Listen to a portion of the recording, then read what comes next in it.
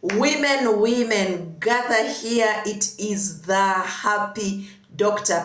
I want you healthy, happy, and living purposeful lives, chasing those dreams and goals for 2026 and the rest of your life. So in this wellness month, I have been focusing on bringing you tips that focus on women's health, and I've been talking to you about the subject of cervical cancer and what it is. I've done for you a video on that.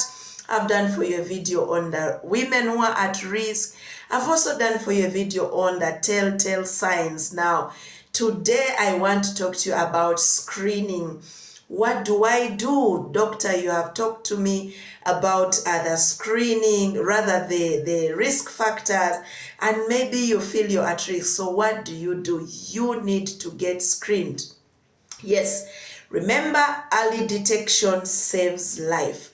The earlier you do this, the better for you, the better for your family.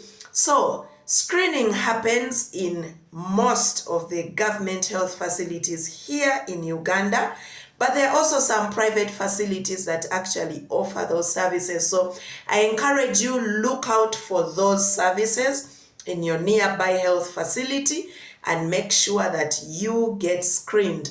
So what are the tests that we use to screen for cancer of the cervix? The first one is what we call the HPV test, okay? The human papilloma virus test. The beauty about this test is that you can actually collect the sample by yourself.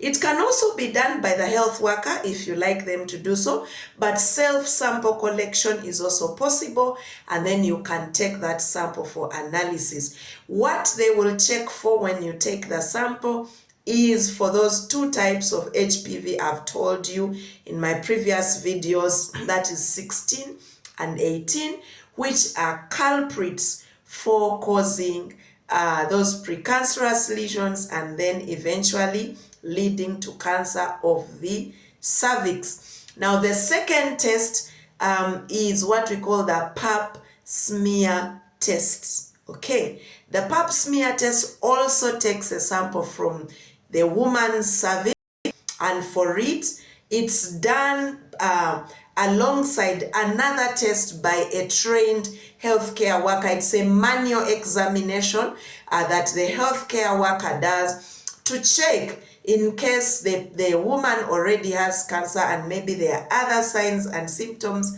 that they need to look for around the pelvis. So the pap smear test is the second one.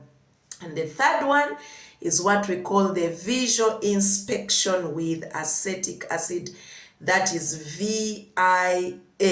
So this one is done with some medical tools, and its beauty is that there is real-time visualization of the cervix, and if any changes have happened, visible changes, the healthcare worker, your doctor, is able to pick them and then make a recommendation for you regarding, rather based on what they actually find in the, rather on your cervix. Now, someone is asking, Happy Doctor, how often do I do this screening? Is it every month?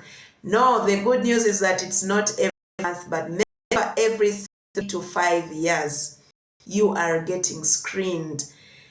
When you are immune compromised, please ensure that you are getting this screen every 3 years. All right, 3 to 5 years is your screening time.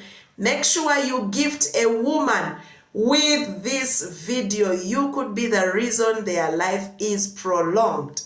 This is the Happy Doctor. Look out for my next video on how we prevent cancer of the cervix. See you then.